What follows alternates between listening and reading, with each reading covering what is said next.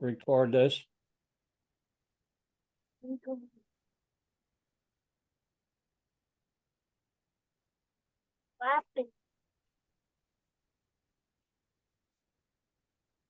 Yeah, I was helping my niece recover from an abusive relationship recently, and she came to stay at our place for 3 weeks, roughly, and she was attending the Gita classes, and I was helping her heal and whatnot. And so quick do people get big-headed. Like, as soon as she went back to her home ground, she stopped attending the classes, and it just feels like you give people so much of your love, and they take it straight to their egos, and they get all puffed up, and they go about their own way, and they think they're doing everything. They don't realize it's all Krishna. They don't realize. Yeah. I just read this book by my spiritual master called Humbler Than a Blade of Grass. It's really good. I mean, it just talks about pride and how pride goeth before the fall. That's what the Bible says. It's like, if as soon as you have 1 millimeter of pride in your constitution, then you can't really hear Krishna, because your ego is crowding it out. And so we just have to be one-pointed in our determination to listen only to Krishna, what Krishna says. That's why Bhaktisiddhanta, he said right from the very beginning to one of his disciples, he said, the first thing you got to do is you got to take everything that you've learned, everything that you know, everything that you've read, everything that you've experienced, put it in a big bag and drop it into the sea where it's deepest and start anew. Yes. That's like it's kind of like the analogy that Prabhupada says about the blank slate. You have to be a blank slate so the guru can write on it. What ideas do we have? We don't have any ideas. We're not cognizant. We can't understand what Krishna is doing. We're in this world. Krishna is doing his own thing, and he's far beyond our brain power to understand. That's why he's called Achyuta, which means inconceivable. If he's inconceivable, why would you try to figure it out on your own without any help? And Krishna says, unless you surrender to my devotee and inquire from him, I'm not available, so he makes people humble in that way. And that's the way to Krishna. We have to approach him with all humility and humble ourselves before other living entities, so that we can approach. It's like, like, for example, a big man, if you want to approach a big man, you pet his dog, or you give some candy to his kid or something like that, and then he's pleased, and then you can see him maybe. But if you just go in there all puffed up and say, I demand to see this and this man, don't you know who I am? Like, if you go in there with any pride, Krishna's not going to agree to see you, because who are we? I mean, Krishna always has a better idea than we do. Yeah. People try to approach him with a closed head first, and you can only understand God with your heart first. Yeah. It's a matter of Krishna accepting you. You can't even understand him unless you have a submissive attitude and a humble frame of mind. Krishna won't reveal himself. No. So I think we're on, see, what verse are we on? Text 6? Yeah, we're starting from text 6 and 7 on. I think we're on 7. 7? Pretty sure. That's where I have my bookmarked. Yeah. Okay. We'll just read the translation and try to get through a few of these. We're starting a little late. That's okay. We'll just take turns reading either the paragraph or a sentence of the translation, and just take turns. This is several paragraphs here in the purport, so I'll just start out by reading the translation. Simply by giving oral reception to this Vedic literature, the feeling of love for loving devotional service to Lord Krishna, the Supreme Personality of Godhead, sprouts up at once to extinguish the fire of lamentation, illusion, and fearfulness.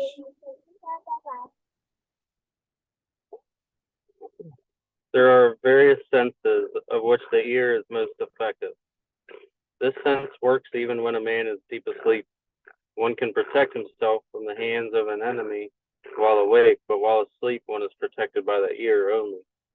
The importance of hearing is mentioned here in connection with attaining the highest perfection of life, namely getting free from the three material pangs. Everyone is full of lamentation at every moment. He is after the mirage of illusory things and is always afraid of his supposed enemy. These are the primary symptoms of material disease. And it is definitely suggested herein that simply by hearing the message of Śrīmad-Bhāgavatam, one gets attachment for the Supreme Personality of Godhead, Sri Krishna, and as soon as this is effected, the symptoms of material diseases disappear. Srila Vyasadeva was the all-perfect personality of Godhead, and in this statement, the all-perfect personality of Godhead, Sri Krishna, is clearly confirmed. That's paragraph 1. Okay.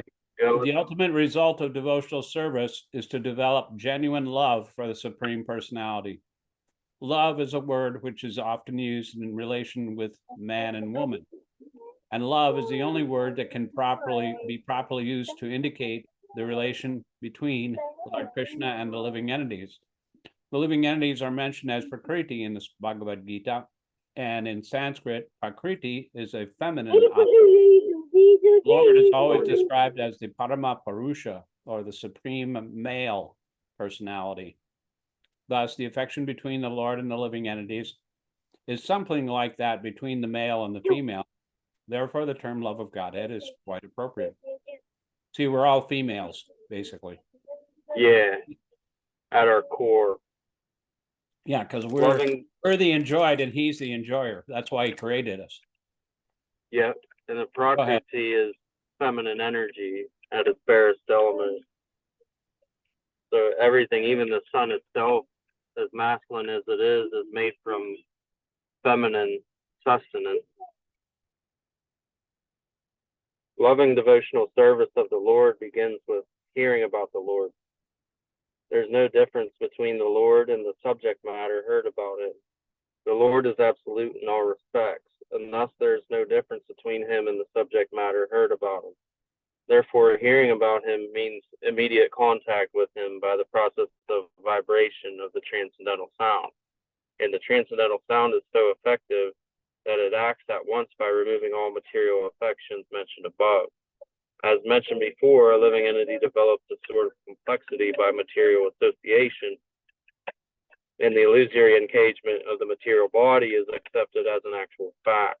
Under such false complexity, the living beings under different categories of life become illusioned in different ways.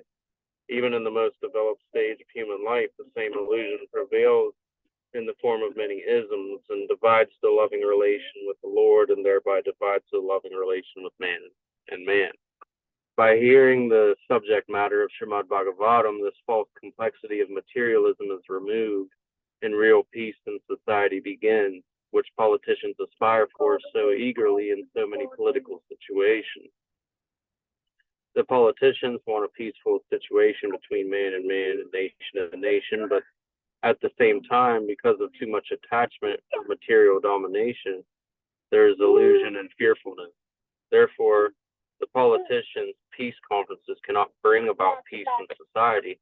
It can only be done by hearing the subject matter described in Śrīmad-Bhāgavatam about the Supreme Personality of Godhead, Sri Krishna. The foolish politicians may go on holding peace in summit conferences for hundreds of years, but they'll fail to achieve success. Until we reach the stage of reestablishing our lost relation with Krishna, the illusion of accepting the body as the self will prevail, and thus fearfulness will also prevail. As for validity of Sri Krishna as the Supreme Personality of Godhead, there are hundreds and thousands of evidences from revealed scriptures, and there are hundreds and thousands of evidences from personal experiences of devotees in various places like Vrindavan, Navadvipa, and Puri. Even in the Kamadi dictionary, the synonyms of Krishna are given as the son of Yashoda and the Supreme Personality of Godhead, Parabrahman. The conclusion is that simply by hearing the Vedic literature, Śrīmad-Bhāgavatam, one can have direct connection with the Supreme Personality of Godhead, Sri Krishna, and thereby one can attain the highest perfection of life by transcending worldly miseries, illusion, and fearfulness. these are practical tests for one who's actually given a submissive hearing to the readings of the Śrīmad-Bhāgavatam. Which is funny you mentioned that about Alan, when that passage would have really helped him if he was remained in a receptive, surrendered state. He would have understood he was already directly contacting Krishna with just applying these methods. Yeah, all you have to do is hear. The vibration goes into your ear and it touches your heart, and your heart will melt unless you have some, you want to assert yourself, your own mind. That's why, that our mind has to be disciplined to focus it on Krishna's message instead of its own message. It's the enemy of the Vaishnava. I just read this book called Vaishnav K, and it talks about how that was where that little short clip was from that I sent to, because I could tell that he was having trouble. And I said, the reason why devotees have trouble is because they are trying to make up excuses to leave the association of devotees, and they'll start criticizing the activities of whoever their preceptor is, and they'll take him as an ordinary man, and et cetera, et cetera. And this way one commits offenses because that is not the real thing. And you're listening to your mind instead of you're listening to the message of Krishna. And, it's so simple, but if we get lost in our own mind, that's why Bhaktisiddhanta, he said, in the morning, you should get up in the morning and you should beat your mind with shoes. And then in the evening, before you go to bed, you should beat your mind 100 times again with a broom. See, because our mind is not a Vaishnava. Our mind is not a Vaishnava. It's like a conniving rascal, It always does its own thing. And so we have to train our mind to focus it on Krishna again. So let's see. Love that. Yeah, it's good. The mind wants to always complicate things. Yeah, and you try to figure out stuff on your own, but Krishna has a better idea than you. You think you have a better idea than Krishna does? Krishna always has a better idea. Like that slogan from Ford. Ford has a better idea. I'll tell you who has a better idea, Krishna, because he created everything. He knows way more than we do. And so just surrender to him, and then he'll work it out. He'll give you the best idea, the best plan, the best activity to do. Don't try to figure anything out on your own. It'll be full of anxiety because you're just making it up, and making stuff up. Philosophical speculation is no way to attain Krishna. You can go on doing that, just like it says. You can go on, speculating about God for hundreds of years. And the politicians can go on having their peace conferences for hundreds of years, but they're not going to have peace until they come to a common cause. The common cause is Krishna. I was just talking to a vet I just picked up at the VA center, and I drove him all the way to Wheeling from the Veterans Center in Pittsburgh, and he lives there. And I was telling him about the peace formula because he was a Vietnam vet. And I told him Prabhupada wrote the peace formula based on Bhagavad Gita 529, which is, Krishna is the supreme proprietor of everything. Krishna is the supreme enjoyer. And Krishna is the best friend of every living entity. That's the peace formula. And if people do that, there'd be peace. Because the reason they're fighting over in Palestine and in Israel is because they think this is my holy land. Yeah. And they claim it as their own, and they tried the war in Iraq. Dick Cheney was thinking, let's divide up the oil. And Russia wants to continue its conquering other lands because they want to have they want to bring back the old days where the Soviet Union ruled over everything. And that way they can increase their empire. And the only reason they want to do that is because all these lands have natural resources, and they want to use that for their own aggrandizement, so it's not your stuff, though. It's Krishna's stuff. Everything that on this planet, it belongs to Krishna. So if we realize that he's a proprietor, and we realize that nothing is ours, but he gives it to us for to use in his service, then there'll be peace. Otherwise, everybody will be fighting over everything. And it doesn't matter. Prabhupada said the United Nations, he passed out the peace formula in front of the United Nations in 1966, a little mimeograph copy of the peace formula, the purport to Bhagavad Gita 529. But he said the United Nations is just a bunch of cats and dogs barking at each other. They're not going to have no doubt, because they're not basing it on any kind of authority. Because we don't have an authority, these countries are just like adrift in the ocean, being tied, being tossed around by the waves of material nature, and a small spark can create a fire on the boat. And plus, because we don't have a captain, we don't have a North Star, we don't have any kind of direction, and we don't have it's like we don't have sails or a rudder or a motor in the boat. And so what's going to happen? The boat is going to end up on the rocks. That's what the situation is in modern society, because we have no authority that can tell us the best way how to guide the boat over across the ocean of material existence. And that's the spiritual master. The spiritual master is like the captain. They used to make up a song back in the day. It says, "We got a good ship, we got a good captain, Prabhupada." And the material body is like a boat, and the winds are the Vedas, and the spiritual master is the captain of the ship. And by that, you can cross over this horrible ocean of material existence. People are suffering so much; they're being tossed around by the waves. And if you are puffed up, and if you have pride, you'll think, "Well, I'm going to tame the waves." Or you think like you can't tame the waves of the ocean. And, you can't, neither can you swim across the ocean by yourself. Some people want to hold on to the nation, their leaders or their family members or their, it's like holding on to the tail of a dog to try to cross the ocean. The dog can swim, but you're not going to cross the ocean. Somebody has to lift you out of the ocean. That would be Krishna. And then you can get out. Otherwise, you're going to drown sooner or later. You're just going to stay in the ocean being tossed by the waves, back and forth.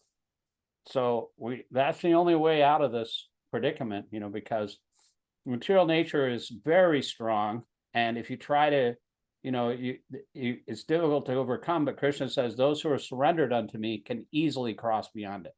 It makes the whole ocean of material existence, which is full of horrible creatures like crocodiles and Timangila fish and all these dangerous creatures.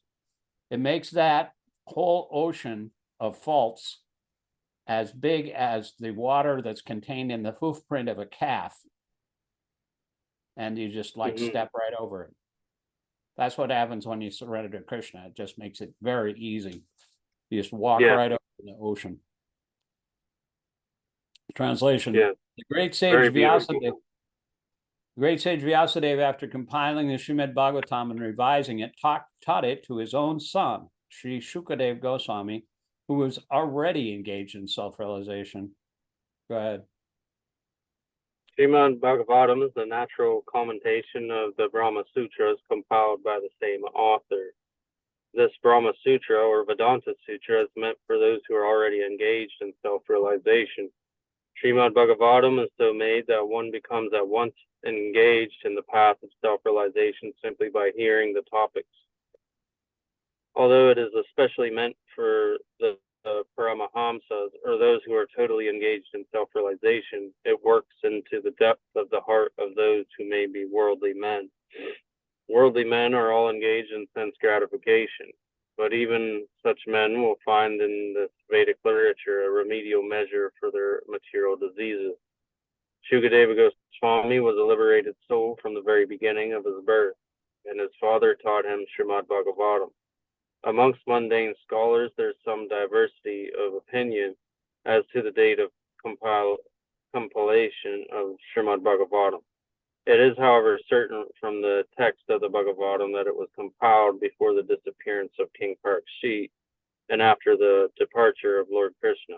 When Maharaj Parikshit was ruling the world as the king of Bharatavarsha, he chastised the personality of Kali according to revealed scriptures in an astrological calculation. The age of Kali is in its 5,000th year. Therefore, Śrīmad-Bhāgavatam was compiled not less than 5,000 years ago. Mahabharat was compiled before Śrīmad-Bhāgavatam, and the Puranas were compiled before Mahabharat. That's an estimation of the date of the compilation of the different Vedic literatures. The synopsis of Śrīmad-Bhāgavatam was given before the detailed description under instruction of Narad. Śrīmad-Bhāgavatam is the science for following the path of Nivritti Marga. The path of Pravritti Marga was condemned by Narad. That is the natural inclination for all conditioned souls. The theme of Śrīmad-Bhāgavatam is the cure of the materialistic disease of the human being, or stopping completely the pangs of material existence. Yeah, there's two paths. There's the Nivritti Marg and Privritti Marg. Privritti Marg is the path of sense gratification and worshiping the demigods to get a better place on another planet, you know, with a better lifestyle and everything. And Nivritti Marg is the path of renunciation. You're surrendering everything to Krishna and then leaving all your material desires behind. That's the difference between those two paths. I mean, both paths lead to the goal, but Nivritti Marg is superior because it doesn't, you renounce your own desires and replace it with Krishna desires. Prabhupada said, devotee has no desire to fulfill, but he wants to fulfill the desires of Krishna. I like what you brought up about why would you want to get a high-class prison cell? You're still in prison. Yeah, only a fool would think, okay, well, I want to get a little better prison cell, you know. No, you want to get out altogether, you know. That would be a smart thing to do. You know, but we're so attached to this material world and this material body that we think we're having fun here. Just like my father, you know, my father is 94 years old. He sleeps on and sits on the couch of my brother's house. He can't move, he can't walk. So he goes, his entire existence goes from the couch to the commode when he has to go to the bathroom. And he says, that sounds really bad, but it's not that bad. Yeah, it is. It's really bad. Birth, death, old age, and disease is bad. And if you don't want to admit it, you know, Krishna will come to you as death, you know, and that is the aspect of God that atheists will see sooner or later. They think they're in control. They think they're, you know, managing their affairs nicely, but Krishna comes as death and takes everything away. That's how strong the enchantment is. People don't even notice they're suffering. Yeah, I mean, Prabhupada said, especially younger people, they don't understand the miseries of material birth, death, old age, and disease. These four evils, they're evil. Mm-hmm. And nobody wants to grow old. Nobody wants to get sick. Nobody wants disease and death. But they say, well, it's all natural. But that's not really, you know, you can get out of it. You can avoid all that, you know. Prabhupada said in 1972, he said, you know, the scientists or the philosopher, they hasn't really done a very good job of the death problem. They can create an atomic bomb to kill, to accelerate the death problem, but they can't stop death. And they can create a so-called nice medicine for disease, but they can't stop disease. These are the problems. Otherwise, what's the value of your scientific knowledge? But we have the solution. We can stop your birth, death, old age, and disease. This is the greatest welfare activity for the human society. I agree. And that's why I wrote that pamphlet, Dodging Disease and Death, indefinitely during the pandemic. Because, you know, by this chanting of Hare Krishna and reading these books, you can actually purify your consciousness to the point where you don't have to take another body. You can graduate to a spiritual body that's full of knowledge and bliss instead of this temporary body that's ignorant, full of misery, and temporary. The simplified methods to punch your ticket for Krishna's abode, and you can really feel it when you're doing it too. So it's not like it's not noticeable. You definitely feel different after engaging in these forms of meditation in a Yeah. drastic way. Yeah, and Krishna, you can take part in the chanting. Prabhupada says in an LP that he made in 1966, even a child can take part in the chanting. Like Zannu, he's chanting all the time. And then even a dog can take part. And I saw this picture or this video of a dog that was chanting to the Sankirtan. He was like twirling around in a circle. It was like the Tasmanian devil. Was twirling around like a helicopter, because he was just feeling the bliss of the chanting of Hare Krishna. Yeah. It's connected to everyone's heart. Even an animal can take part in the chanting. Even a dog, Prabhupada says, can take part in the chanting. So, we just have to take advantage of it. And if we don't take advantage of it, it says that, our future is very bleak. I mean, Prabhupada said that this is like a miniature golden age within this age of Kali. The age of Kali, it said it was 5,000 years ago when the age of Kali began. That's when the Śrīmad-Bhāgavatam was spoken. But if we don't take advantage of the mercy of Lord Chaitanya, who has created a miniature golden age in the form of chanting the holy name and these, his teachings, if we don't take advantage of that, we'll not be delivered for millions of kalpas. You know how long a kalpa is?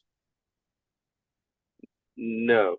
That's 1 day of Brahma. That's like 4.36 billion years. So, wow. So, you got to take advantage of while it's here, You have to float on this ocean of love of God that's temporarily available. It'll be available for the next 10,000 years in this age of Kali. But then after that, everything's just going to go downhill. So you don't want to stay here. They say that people will only live till about 20 or 30 years old. They'll be 4 feet tall and they'll eat their own children. Jeez. Yeah, I don't want to be here for that. That'll happen at the end of Kali Yuga, another 427,000 years from now. Then Kalki, this avatar of Vishnu, will come in riding on a horse and he'll slaughter all the demonic kings who are in the guise of kings, but are actually Shudras that are misleading the entire civilization. He'll just kill them all and start another golden age. And actually, the guys that are going to start the golden age, they're living right now in a place in India called Shambhala. Nice. They actually will start.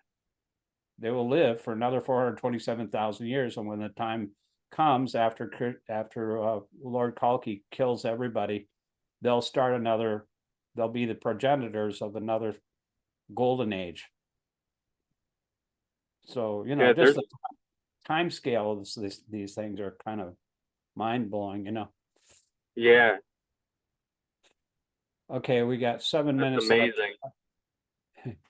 Yeah, it used to blow my mind whenever Varshana Swami would talk about these things, like how Brahma was having kind of like a midlife crisis. He was like only 150 trillion years old, but after he saw the cowherd boys and the cows, he thought, I could have been a cowherd boy, and he was lamenting, and so he prayed to Tanya to take birth in his pastime, so that he knew it was coming up pretty soon, only 4,500 years.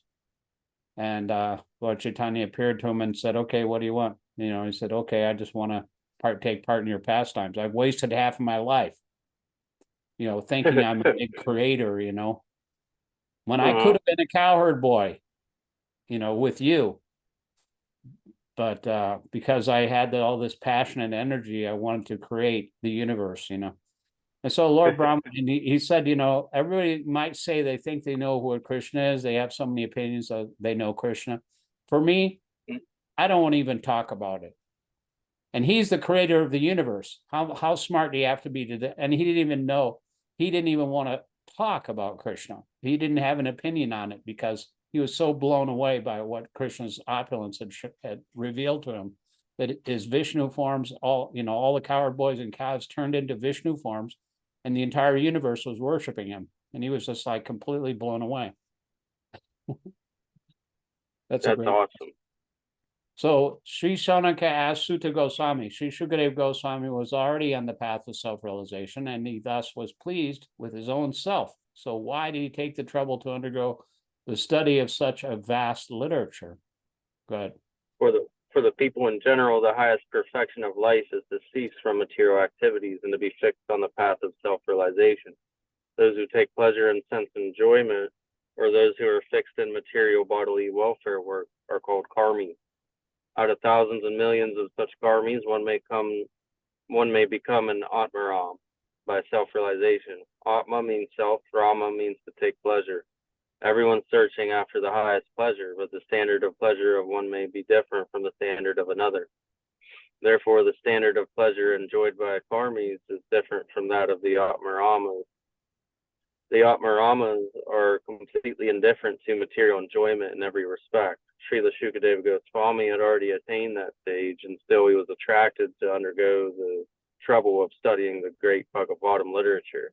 This means Śrīmad-Bhāgavatam is postgraduate study, even for the Atmaramas, who have surpassed all the studies of Vedic knowledge.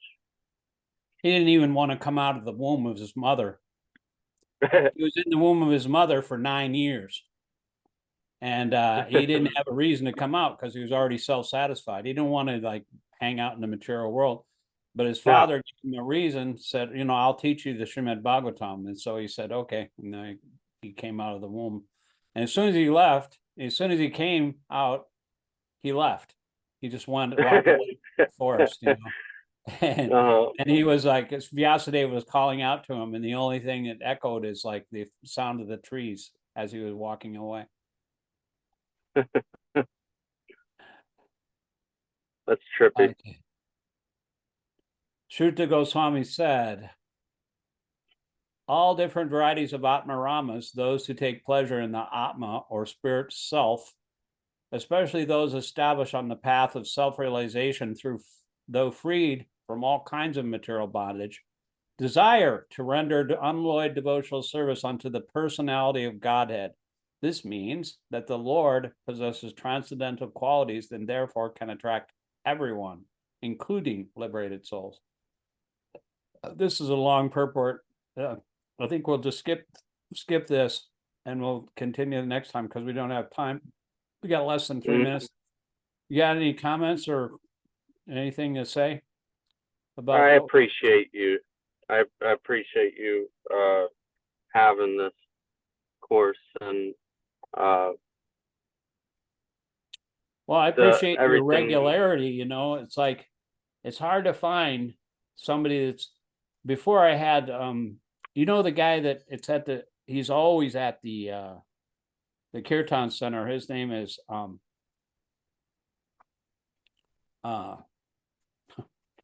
can't even think of his name. But anyway, he was always coming to the Bhagavad Gita classes when we first started. And he shaved up. He's actually was a member of Shelter, that rock group in the 90s. And but you know, he was regular, but then I think I might have posted something on my Facebook group page and he got freaked out about that. It was just a quote from Prabhupada about, it was like right after Roe v. Wade was overturned, and he considered himself and his wife